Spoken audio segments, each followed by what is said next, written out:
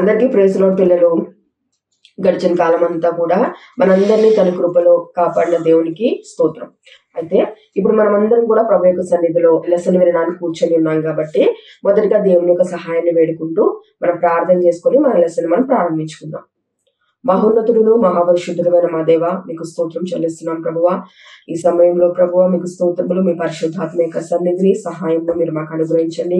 ఈ లెసన్ వింటున్న సమయంలో ప్రభువా గ్రహించగలిగిన మనస్సును ప్రభువా మీరు మా అందరికీ దయచేసి మీరే మహిమను పొందమని సమస్త మహిమా ఘనత ప్రభావం మీకే ఆరోపిస్తూ నజరేయుడైన యేసుక్రీస్తు పరిశుద్ధరావును బట్టి అడుగుచున్నాం మా పరమ తండ్రి, ఆమేన్. పిల్లలు, ఈ రోజు మనం నేర్చుకోబోయే 23rd లెసన్ ఏంటంటే లోతు, లాట్. ఈ లెసన్ యొక్క బైబిల్ పోర్షన్ ఏంటంటే ఆది కాండము 13, 14, 18 మరియు 19 అధ్యాయములు. Genesis 13, 14, 18 and 19. అదేవిధంగా ఈ లెసన్ యొక్క కంఠస్థ వాక్యం ఏంటంటే హెబ్రీయులకు రాసిన పత్రిక 10వ అధ్యాయము 39వ వచనం. అయితే మనము నశించుటకు వెనుక తీయు వారము కాము, కానీ ఆత్మను రక్షించుకొనుటకు విశ్వాసం కలిగిన వారమై ఉన్నాము. Memory verse Hebrews chapter 10 verse 39.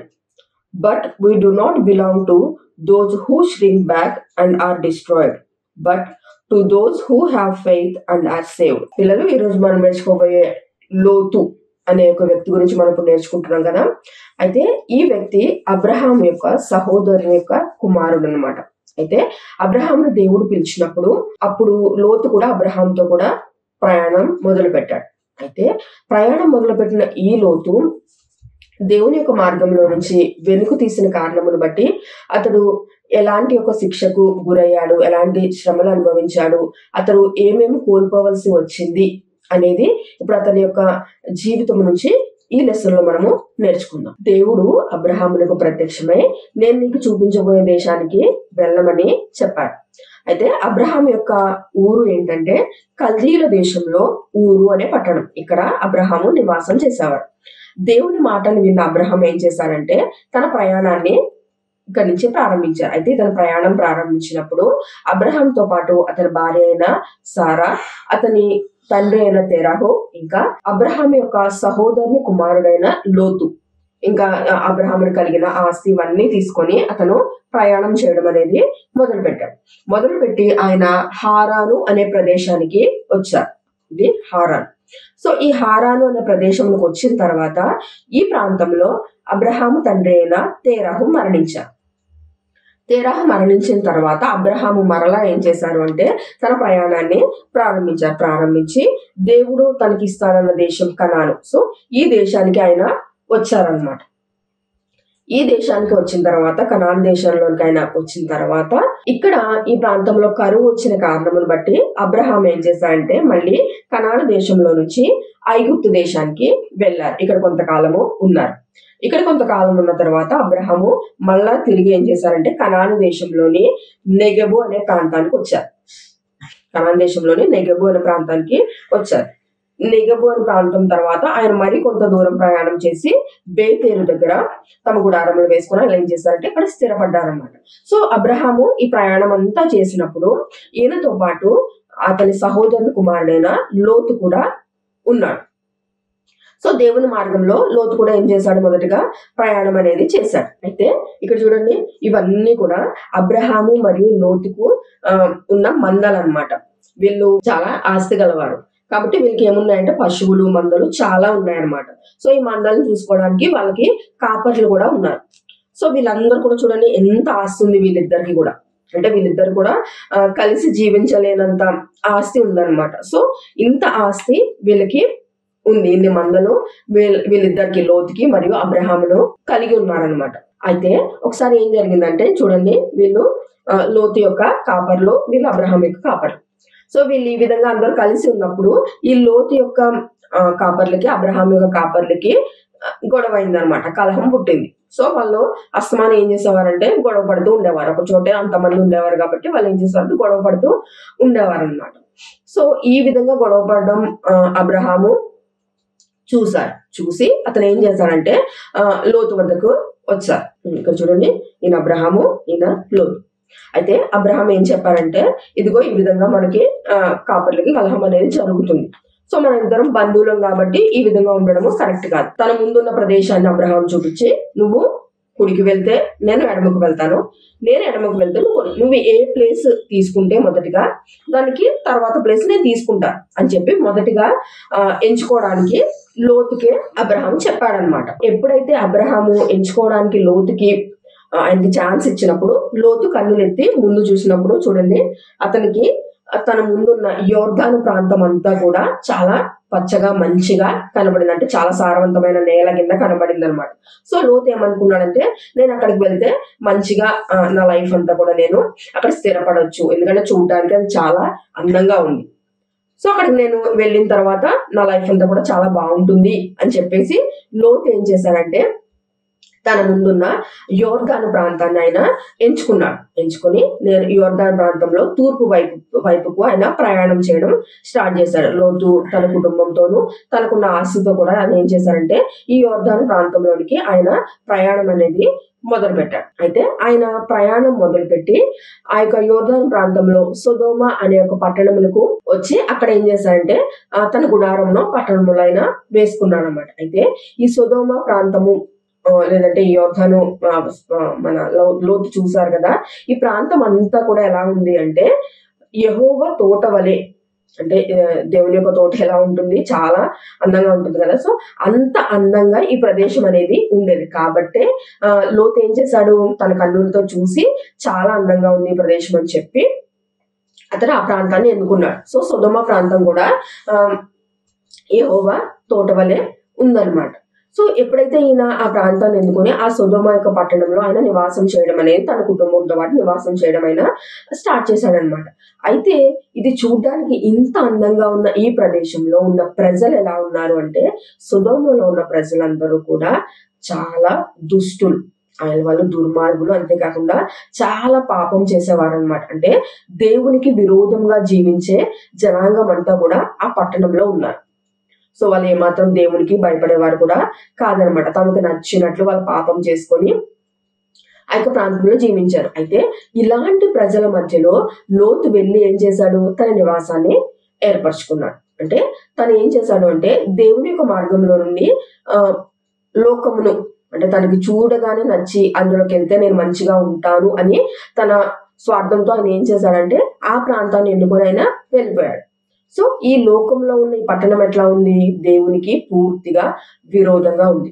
అయినప్పటికీ కూడా లోతుగా ప్రాంతం నచ్చింది కాబట్టి ఆయన అక్కడే స్థిరపడడానికి ఇష్టపడ్డాడనమాట.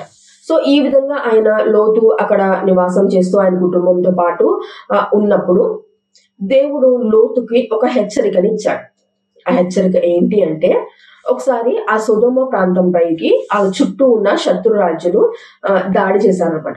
వాళ్ళు యుద్ధానికి ఆ సొదొమ ప్రదేశంలోకి వచ్చి ఆ సొదొమ యొక్క రాజుని ఓడించి అక్కడున్న వాళ్ళ యొక్క సంపదను తీసుకొని వెళ్ళిపోయారు. అదే విధంగా అక్కడ ఉన్న లోతు కుటుంబాన్ని, లోతు కలిగిన సమస్తమైన ఆస్తిని కూడా ఆ యొక్క శత్రు రాజుని ఏం చేశారంటే తీసుకుని వెళ్ళిపోయారనమాట. అయితే ఈ విషయము అబ్రహామునకు తెలిసింది.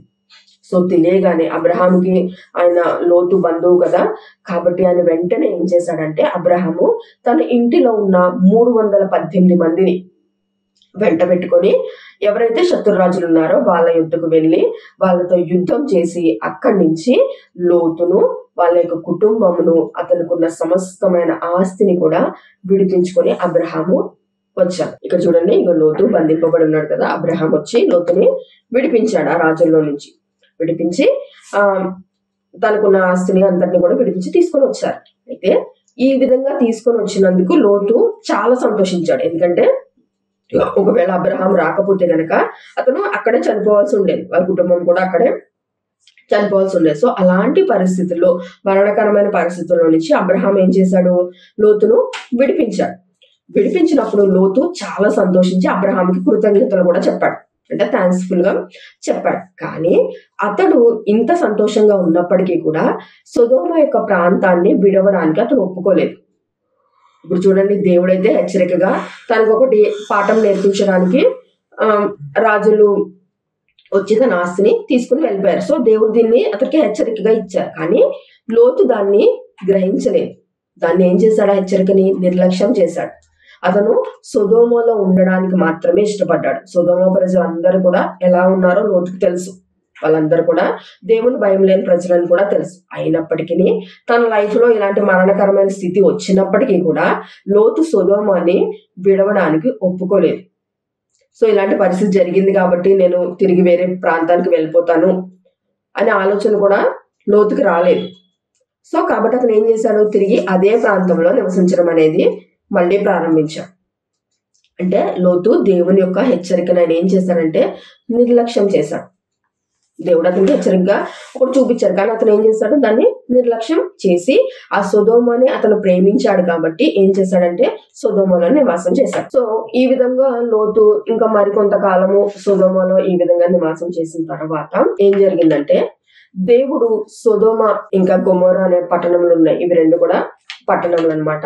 సో ఈ పట్టణముల్ని నాశనం చేయాలని అనుకున్నాడు. ఎందుకంటే ఆ పట్టణంలో ప్రజలు చేసిన పాపం అనేది బహు భయంకరంగా అయిపోయింది అనమాట. సో కాబట్టి దేవుడు ఈ పట్టణాన్ని నాశనం చేయాలని ఖచ్చితంగా ఆయన నిర్ణయించుకొని ఈ విషయాన్ని దేవుడు అబ్రహాముకి తెలియజేశారు. ఈ విధంగా నేను సొదొమ గొమొర్రాల పట్టణాన్ని నాశనం చేయాలనుకుంటున్నానని చెప్పి అబ్రహామునికి తెలియజేశారు అనమాట. అయితే తెలియజేసిన వెంటనే అబ్రహాం ఏం చేశారంటే, తన సహోదరుని కుమారుడు అక్కడ ఉన్నాడు కాబట్టి ఆ లోతు గురించి అబ్రహాము దేవుని యొద్ద వేడుకున్నాడు అనమాట. అంటే ప్రార్థన చేశాడు. అంటే ఆ లోతుని ఏ విధంగా అయినా సరే రక్షించాలి, అతడు ఆ యొక్క పట్టణంతో పాటు నశించిపోకూడదు అనే ఉద్దేశంతో అబ్రహాము దేవునికి చాలా రిక్వెస్ట్ చేశారనమాట. సో అబ్రహాము చేసిన ఆ యొక్క రిక్వెస్ట్ ని బట్టి, ఆ ప్రార్థనను బట్టి దేవుడు ఏం చేశారంటే లోతు యొక్క కుటుంబం మీద ఆయన కనికరపడి లోతును అందులో నుంచి తప్పించాలి, ఆ నాశనంలో పడకుండా లోతును తప్పించాలి అని చెప్పి దేవుడు ఒక ఉద్దేశం కలిగి ఉన్నాడు అనమాట. సో ఈ ఉద్దేశం కలిగి దేవుడు ఏం చేశారంటే ఒక ఇద్దరు మనుషుల్ని, అంటే వాళ్ళు ఎవరంటే దేవదూతలు అనమాట, వాళ్ళని సొదొమ యొక్క ప్రాంతంలోనికి దేవుడు పంపించినప్పుడు ఆ ఇద్దరు మనుషుల్ని చూసి లోతు ఏం చేశారంటే వాళ్ళ ఇంటికి వాళ్ళని ఆహ్వానించాడనమాట. సో లోతు యొక్క ఆహ్వానంని ఆ ఇద్దరు మనుషుల దేవదూతలు స్వీకరించి లోతు యొక్క ఇంటిలోనికి రాత్రి వెళ్ళారనమాట. అయితే వెళ్ళిన తర్వాత ఇక్కడ చూడండి, వీళ్ళందరూ కూడా సొదొమలో ఉన్న ప్రజలు అనమాట. వీళ్ళందరూ కూడా మొత్తం అందరూ ఏకంగా రాత్రిపూట లోతు ఇంటికి వచ్చి ఆ ఇంటి దగ్గర తలుపు దగ్గర కొట్టి, నువ్వు ఈ రోజు మీ ఇంటికి ఇద్దరు మనుషులు వచ్చారు కదా, వాళ్ళని మాకు ఇచ్చేసేయి అని చెప్పి లోతుని చాలా గట్టిగా అడిగారనమాట. చూడండి, వీళ్ళంతా దుష్టులు దుర్మార్గులైన ప్రజలు, కొత్తగా వాళ్ళ ఇంటికి వచ్చిన వాళ్ళను కూడా వాళ్ళు తీసుకొని వెళ్ళిపోయి ఏ విధంగా వాళ్ళని ఏదో ఒకటి చేద్దామనే ఉద్దేశంతోనే వాళ్ళు అడిగారనమాట. సో ఈ విధంగా అడిగినప్పుడు లోతు వాళ్ళని మాత్రం ఇవ్వను నేను మీకు అని చెప్పేసి లోతు వాళ్ళకి ఆన్సర్ చేస్తారు. అయినా కూడా వీళ్ళందరూ వినరు, వీళ్ళందరూ ఆల్రెడీ దుర్మార్గులు దుష్టులు కదా, సో వాళ్ళు వినరు అనమాట. అప్పుడు ఆ ఇద్దరు దేవదూతలు ఏం చేస్తారంటే లోతును డోర్ దగ్గర నుంచి కొంచెం వెనక్కి లాగి ఆ యొక్క ఇక్కడ వాళ్ళకి కనుమొబ్బు కలగజేశారనమాట. అంటే కొంచెం గురుడితనం కలగజేసినప్పుడు వాళ్ళు ఎంత తడువులాడినా కూడా వాళ్ళకి డోర్ ఆ ఇంటి యొక్క తలుపు దొరకలేదన్నమాట.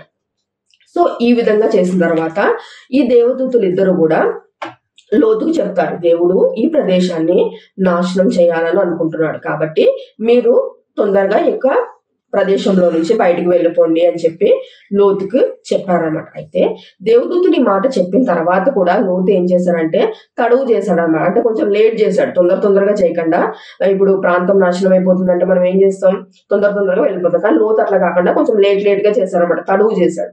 సో తడువు చేసిన కారణం బట్టి ఇంకా యెహోవా దేవుడు లోతు మీద అతని కుటుంబం మీద జాలి పడిన కారణం బట్టి ఈ దేవదూతలు ఏం చేశారంటే వీళ్ళు ఈ విధంగా తడువు చేస్తారని చెప్పి వాళ్ళు ఇక్కడ చూడండి, లోతు యొక్క భార్యను, లోతుకి ఇద్దరు కుమార్తెలను, వాళ్ళందరినీ కూడా చేయి పట్టుకుని తొందరగా ఏం చేశారంటే ఆ యొక్క సొదొమ ప్రాంతంలో నుంచి బయటికి చేతు పట్టుకుని వాళ్ళని ఏం చేశారు, తీసుకొని ఊరి వెలుపలికి తీసుకొని వచ్చేసారనమాట. సో ఈ విధంగా ఊరి వెలుపలికి తీసుకుని వచ్చిన తర్వాత వీళ్ళకి ఆ దేవదూతలు ఏమని చెప్పారంటే, మీరు ఇక్కడి నుంచి పారిపోండి, వెనక్కి తిరిగి మాత్రం చూడొద్దు అని ఖచ్చితంగా వాళ్ళకి చెప్పారనమాట. మీరు వెనక్కి తిరిగి చూడకుండా మీరు ఇక్కడి నుంచి వెళ్ళిపోండి అని చెప్పేసి చెప్పారు. ఇక్కడ చూడండి, దేవుడు ఇవి సొదొమ గొమొర్రా పట్టణాలు అనమాట. ఆకాశంలో నుండి గంధకములను అగ్నిని కూడా దించి ఈ పట్టణములన్నింటినీ కూడా ఆయన నాశనం చేశారన్నమాట. సో ఈ పట్టణంలో దేవునికి విరోధంగా పాపం చేసిన ప్రజలందరూ కూడా ఏమైపోయారంటే నశించిపోయారు.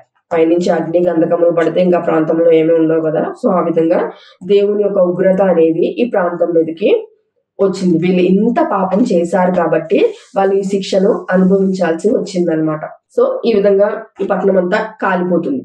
కాలిపోతున్న సమయంలో ఇక్కడ చూడండి, లోతు 2 కుమార్తెలు వీళ్ళు ఏం చేస్తున్నారు, ముందుకు వెళ్ళిపోతున్నారు. కానీ లోతు యొక్క భార్య ఏం చేసింది, దేవుడు వెనక్కి తిరగొద్దు అని చెప్పారు కదా.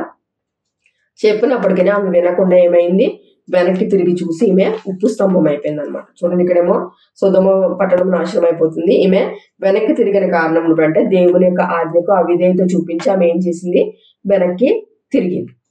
కాబట్టి ఆమె ఉప్పు స్తంభమై పోయిందనమాట. సో చూడండి, లోతు ఇప్పుడు తనకున్న ఆస్తిని మొత్తం నష్టపరుచుకున్నాడు.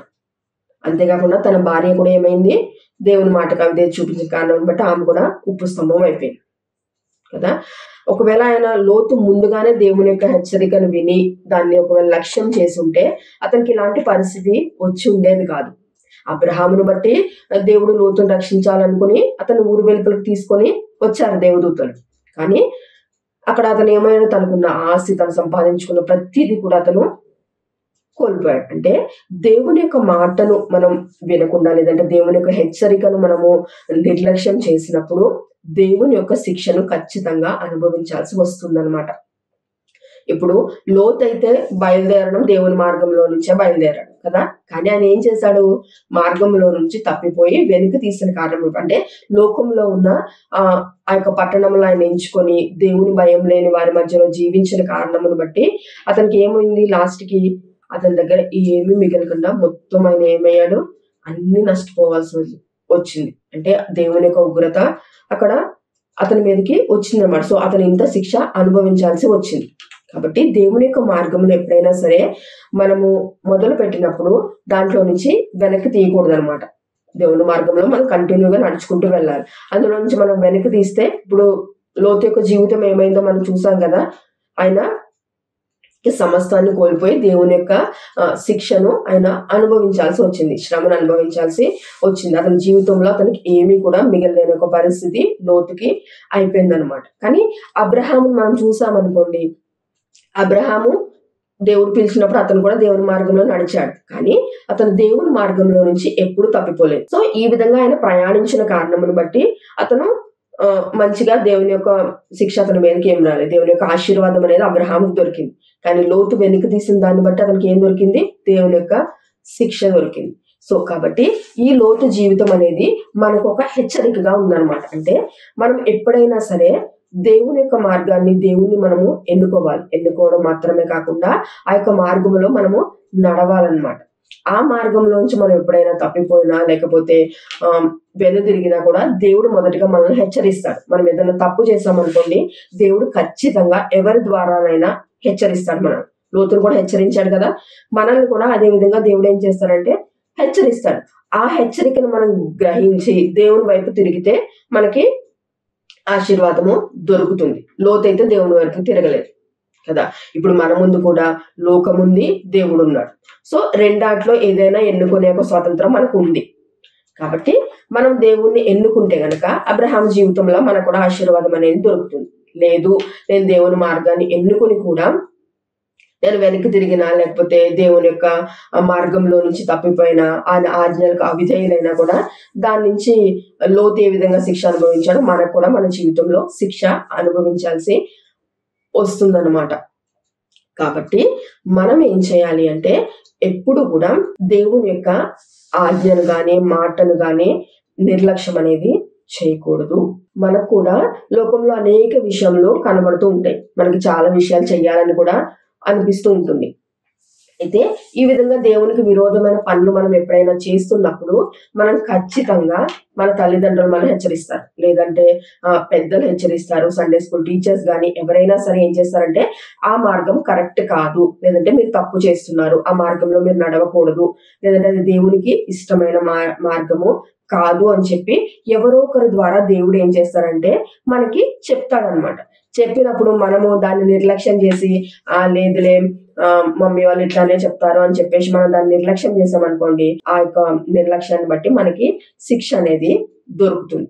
లేదు వాళ్ళు హెచ్చరించిన వెంటనే, మన తల్లిదండ్రులు చెప్పిన వెంటనే మనం లోబడి అవును ఇది దేవునికి ఇష్టమైంది కాదు అని చెప్పి గ్రహించి దేవుని దగ్గరకు వచ్చి మనం మళ్ళీ ప్రార్థన చేసుకొని క్షమించమని అడిగినప్పుడు దేవుడు ఏం చేస్తారంటే మనకి ఆయన ఒక ఆశీర్వాదాన్ని ఇస్తాడనమాట. కాబట్టి ఇక మీదట ఎప్పుడైనా సరే ఎప్పుడు మీ తల్లిదండ్రులు మీకు ఇది చెయ్యొద్దు, ఇది కరెక్ట్ కాదు అని చెప్పినప్పుడు ఖచ్చితంగా అది దేవుని యొక్క హెచ్చరికగా భావించి మీరు ఖచ్చితంగా లోబడాలన్నమాట. లోబడినప్పుడు మీకు ఆశీర్వాదం అనేది దొరుకుతుంది. మన లెసన్ యొక్క యాక్టివిటీ ఏంటో చూసుకుందాం. ఇక్కడ చూడండి, ఇక్కడ నేను చూపించిన విధంగా ఒక బాక్స్, 2 బాక్సులు గీసి ఒక దాంట్లో దేవుడు, ఒక దాంట్లో లోకమని రాసి ఈ విధంగా ఒక చెయ్యిని స్టిక్ చేయండి. లేదు అంటే మీరు డ్రా చేసిన ఓకే. ఇక్కడ అంటే దేవుని చూస్ చేసుకున్నట్టు అనమాట. ఇక్కడ మీరు ఏం రాయాలంటే నేను ఎల్లప్పుడూ దేవుని మార్గాన్ని ఎన్నుకొని దానిలో నడుస్తాను అని చెప్పి రాయండి. అదేవిధంగా ఇంగ్లీష్ లో చేసేవాళ్ళు సేమ్ ఇక్కడ 2 బాక్సెస్ చేసి ఇందులో గాడ్, వర్డ్. ఇక్కడ ఏం రాయాలంటే ఇక్కడ ఇక హ్యాండ్ స్టిక్ చేయండి, లేదంటే డ్రా చేయండి. చేసి I will always choose God's way and walk in it అని రాయండి. సో ఈ విధంగా యాక్టివిటీ మీరు చేయండి. ఇంతటితో ఈ లెసన్ అనేది కంప్లీట్ అయింది కాబట్టి మనం ప్రార్థన చేసుకొని ఈ లెసన్ ముగించుకుందాం. మహోన్నతుడు మహాపరిశుద్ధుడు అయిన మా దేవ, మీకు స్తోత్రం చెల్లిస్తున్నాం ప్రభువా.